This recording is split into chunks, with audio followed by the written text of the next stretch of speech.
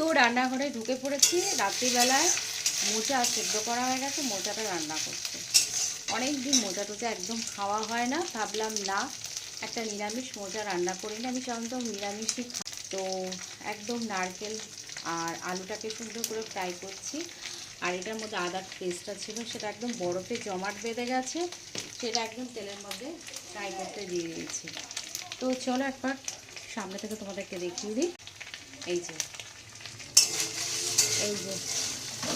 এটা ফ্রাই করছি একদম, দেখো। আর নারকেল ফ্রাই করছি, নারকেল দিয়ে কিন্তু তেল বেরোচ্ছে। আর এখানে মোচাটাকে সেদ্ধ করে রেখে দিয়েছি একদম। এখানে কিছুটা মোচা আছে আর কুকারের মধ্যে মোচা আছে। আর এবার টমেটোটাকে দেব, দেখা যাক কত দূর কী হয়। রান্নাঘরে ঢুকতে আমার একটু দেরি হয়ে গেছে, ভাবলাম না আস্তে আস্তে করে নিই। তো আস্তে আস্তে করার জন্য একদম চলে এসছে। তো এই হচ্ছে ব্যাপার।